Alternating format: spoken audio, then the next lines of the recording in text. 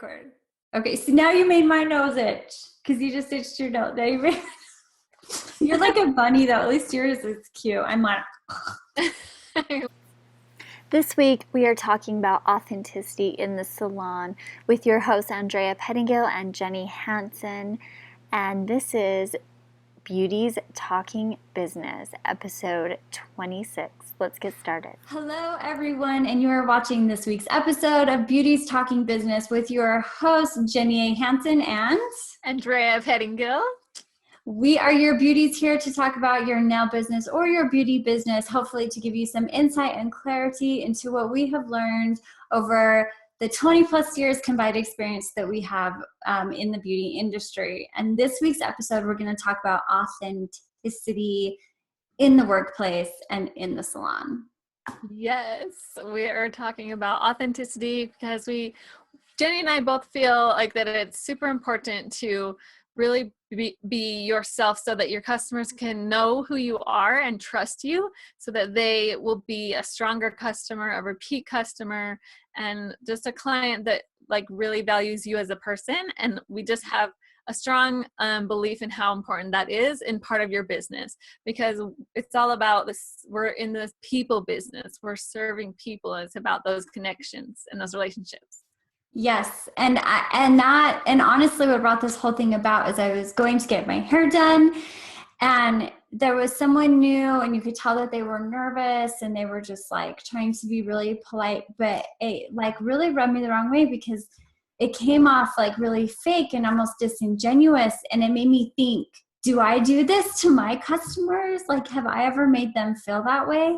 And I really hope not. And so that just sparked this like flame for doing this episode this week. And so I love what you said, AnDrea, about making sure that it's not just about being authentic and being yourself, but also how important it is to build the trust with your clients. I think that's huge. And I think that is like definitely our tip number one, is to know that you're in the people business and that you're building trust. Yeah, I think like that can be like on the back burner sometimes, of like not really realizing that this sounds kind of bad, but it's like not realizing that there's a person behind the nails that you're working on. It's like we put our head down and we just like want to get that job done and just another, spot in our appointment book. And in reality, it's a person and you're holding their hand for an hour or more. And it's super important that you are making connections with other human beings and not just checking something off the list or collecting the paycheck, right? Exactly. And I think that if you forget that, and I've definitely been guilty of this, where I have forgotten that I love to serve, and that's why I went into a service industry, that then I start to feel more tired and drained, and that it's important to remember, okay, wait, why do I love doing nails? Why am I here? And it's just to make those connections with those customers. But Drea, your second tip about being authentic, not just with your clientele or your customers, but also with your team members, struck a huge chord with me. So do you want to talk about your second tip about that with the team as well? Yeah, I think like this is a really big one for me because I've been in like 6 basically different salon situations, from like it being just like a corporation that we all worked for, or being like a full service salon, and the team dynamic is always like so different. And I remember feeling like, oh, this one certain person was super like nice and welcoming to me, but you can also see where someone else like I can think of was like super cold and not really like the bad apple. And so like those different situations happen, and it's just the way that it kind of goes when you like are all working so closely together. But those kinds of like just energy around your space affects their clients, it affects your clients, it affects the way the whole salon feels when even like a new client walks in. So what we're talking about is being authentic and authentically building relationships with the coworkers that you're working with and creating that team, close-knit group. Right. I like it kind of came to mind just now to like really define authenticity, I think is important, because it's kind of like That's a good idea. We should do that because it's kind of like a newish word, kind of like it can be kind of out there that's not used a lot.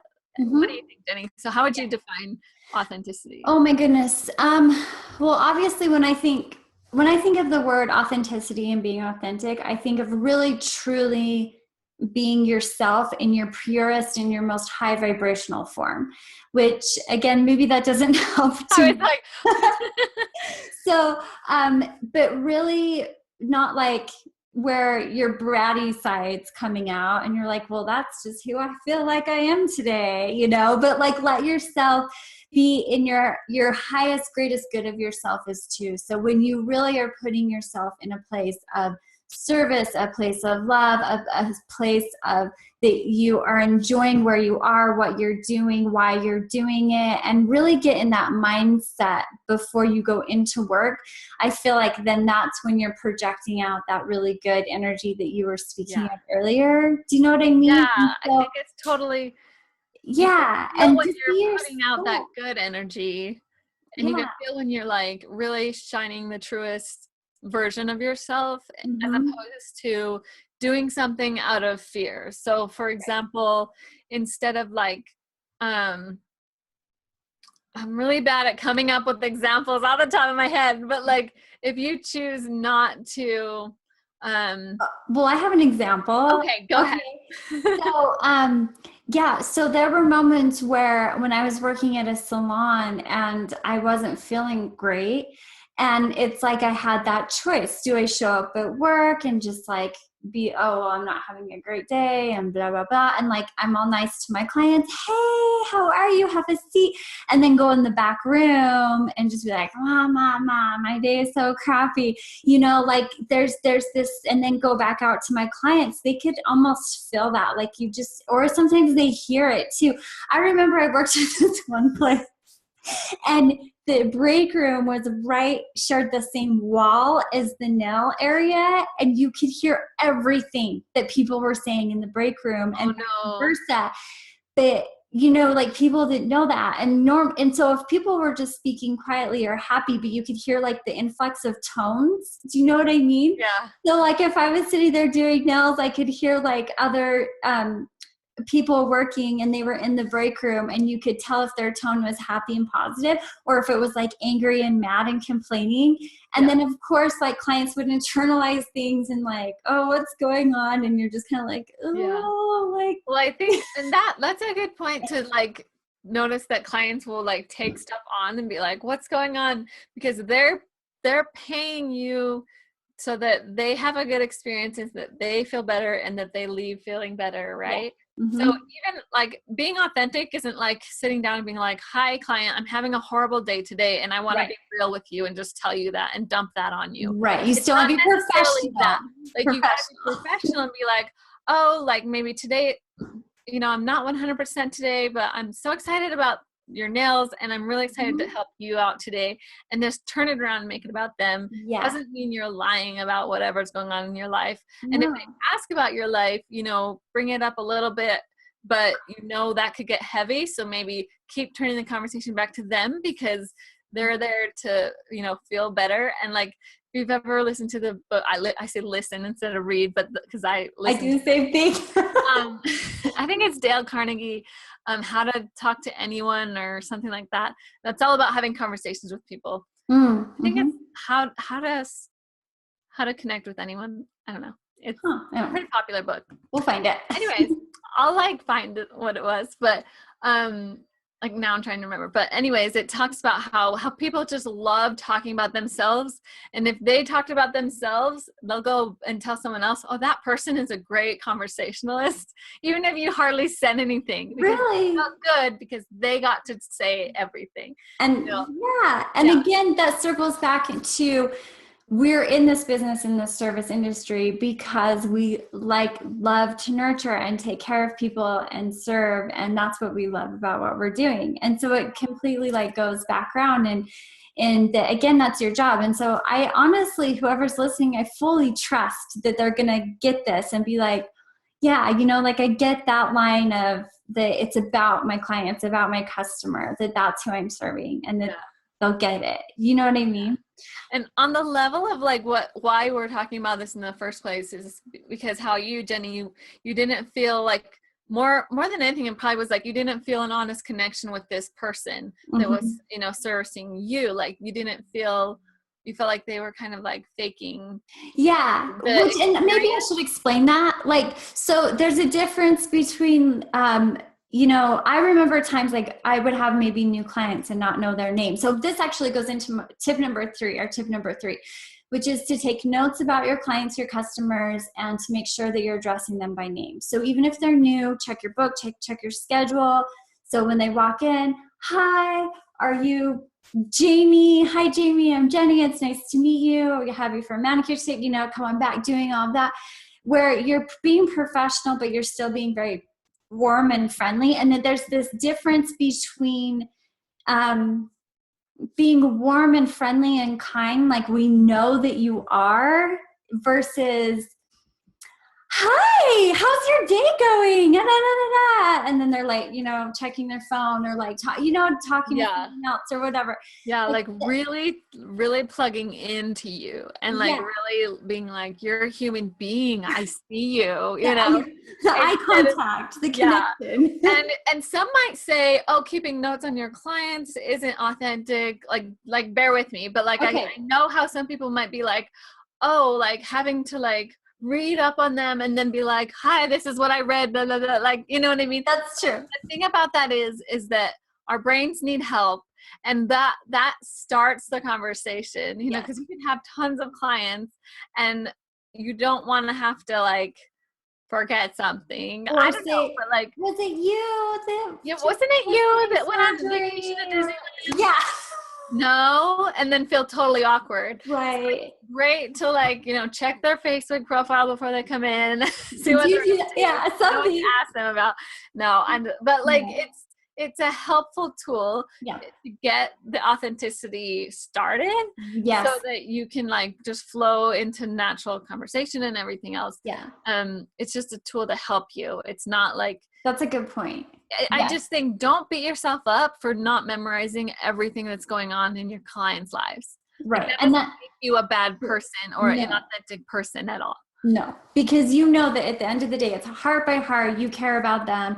But yeah, the notes, it's just a few bullet points to remember your conversation versus, you know, like really overly detailed. No, exactly. I think that's a good point, that it's like bullet points. It's like, it's the cliff notes, because that just like recalibrates you to like their energy kind of. It's like, I totally remember this conversation, what I did on their nails last. Like it just brings it all back instead of being like, you know, something inauthentic. Exactly what it is. That's what we're saying.